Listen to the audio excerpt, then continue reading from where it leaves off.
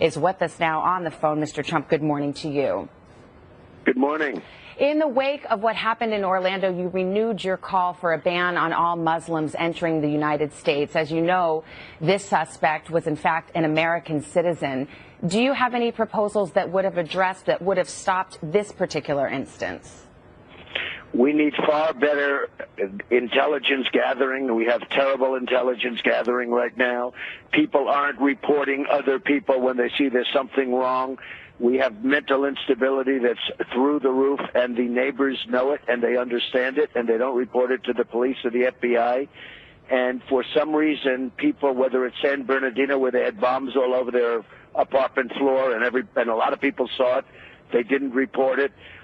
In Paris, the head person, when they were looking for him, he was living right in the neighborhood. Nobody reported him after they had searched all over the world. They were searching for him. He was living right in his neighborhood, and the people did not report him.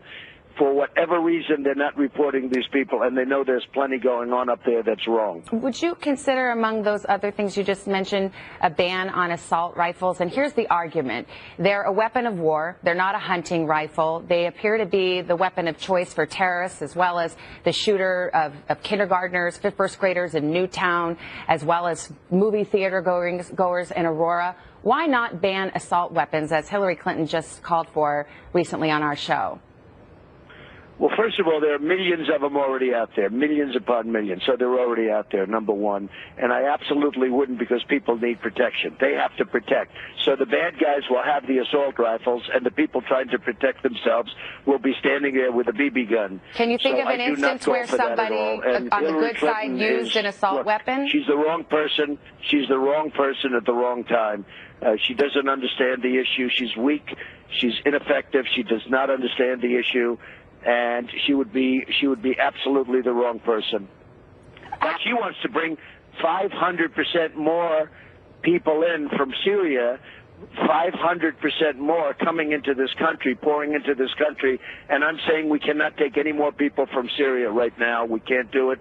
We can't even think about it. You were tweeting quite a bit yesterday, and among your condolences to the victims and the family members of this shooting, you also stopped to tweet that you appreciated the congratulations you had received for your stance on terrorism. And later you issued a longer statement. It said, I said this was going to happen, basically congratulating yourself for predicting another terrorist attack. To a lot of people, that struck them as unseemly, that at this moment that 49 people lay dead, you were focused on yourself and giving yourself congratulations. What do you say about that? It's totally false, because you didn't read the second part of the tweet. I said, well, I appreciate, because I've been receiving tens of thousands of tweets, literally tweets and calls and letters and everything, because I've been the one that predicted it, and I'm the one that said what you should be doing. And I don't want the credit. And I said in there, well, I appreciate your nice statement. But at the same time, you're calling attention to the credit you received. I want you to be strong. What I said is, I want you to be strong. I want you to be vigilant, and I want you to be smart. I don't want the credit. But I don't want people to tweet that. But by the very nature of stopping and saying, but you did stop and say, oh, I acknowledge and collect your thanks. And then you later say in this statement, I predicted this, which in fairness, literally everyone predicts that there will be another terrorist attack. There's no one who doesn't recognize that that's the world we live in. No, because he certainly doesn't do much about it in terms of intelligence, in terms of But why are you giving yourself credit for predicting something that everyone knows will happen, sadly? Oh, I don't know that everyone knows. I'm not sure that the president knows, if you want to know the truth. He won't even use the term radical Islamic terrorism. I think he thinks everyone's just a sweetheart.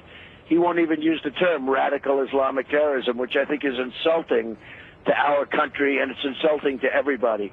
And if you don't use the term, if you don't describe what's happening, you're never going to solve the problem. He will never solve the problem. Real quickly, to that end, recently, just this morning on a different network, you said about the president, he doesn't get it, or he gets it better than anybody understands. What do you mean by that?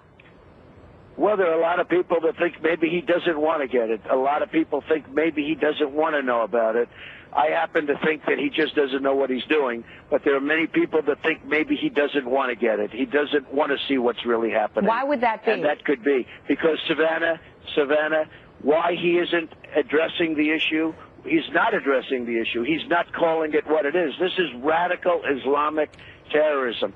This isn't fighting Germany. This isn't fighting Japan, where they wear uniforms. These are people that come out, and you have no idea who they are, and he doesn't want to discuss it. He doesn't want to properly describe it. And if you don't discuss it and describe it properly, you're never going to solve the problem. He'll never solve the problem. He's never going to solve the problem. He doesn't even want to call the problem what it really is.